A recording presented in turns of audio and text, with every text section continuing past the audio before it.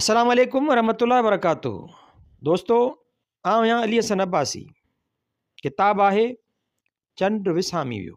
कहाणियूं लेखक अमर जलील। छापो पहिरियों मार्च 2009 ईस्वी।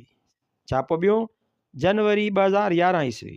छापो टियों 2014 ईस्वी। किस्त अठी कहाणी उधमा। प्रभु प्रभु मां उदास आहियां। प्रभुअ मोननि मां मुंहुं कढी मूं ॾांहुं निहारियो। मुंहिंजी आत्मा अशांत आहे प्रभु। छो? मन व्याकुल अथई छा? हा प्रभु। आत्मा जी अशांति दूर करण लाइ राम नाम जपींदो कर। सॼी ॼमार राम नाम जपियो अथमि प्रभु। नतीजो कुझु बि न निकितो ऐं मन मुरझायल ई रहियो प्रभु। प्रभु गहरे अभ्यास में ख़ामोश थी वियो। प्रभु तव्हीं ख़ामोश आहियो। माठ आत्मा जी शक्ति आहे ऐं मुंहिंजे दुख जी दवा। मन जे मुरझायल मुखड़ी टिड़ी गुल थींदई कॾहिं प्रभु? जॾहिं हिन जग जो कूड़ो अभ्यास कंदे।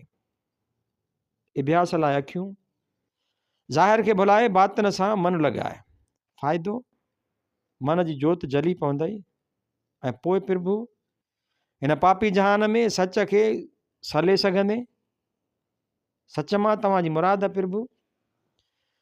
सच खां मथे का बि शइ न आहे। ऐं धर्म जो ॿियो नालो सचाई आहे। ऐं इंसान जी मंज़िल सचाई आहे।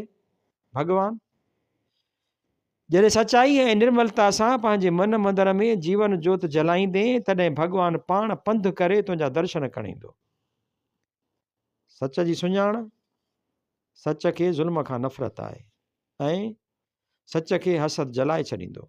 ॿियो, सच फ़रेब ऐं मकारीअ जे सागर में ॿुॾी वेंदो। सच जी परख, प्यार जी कसवटी। ऐं प्यार अथई पूॼा। प्यार मां तव्हांजी मुराद प्रभु इंसानियत जी शेवा। ऐं इंसानियत इंसान जो माॻ आहे।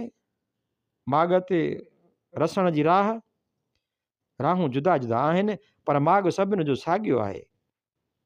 मूंखे दग लायो प्रभु। प्यार सां सभिनी जी दिलि जीते वठ। जे दामन में दगा मिले ई तॾहिं बि मोट में दुआ ॾे। मां मुहबत जा मोती इंसानियत जे क़दमनि में निछावर कंदुसि। इंसान थी इंसान खां नफ़रत करणु छॾे ॾिने। इंसान थी इंसान खां नफ़रत करणु छॾे ॾे। प्रीत खे पंहिंजो कंदुसि प्रभु।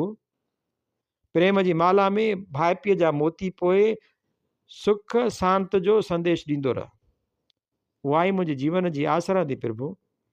उहा आस अथई त पोइ तन मन जो तमन्नाऊं मिटाए छॾ। तुंहिंजी मंज़िल तो ताईं पंधु करे ईंदी।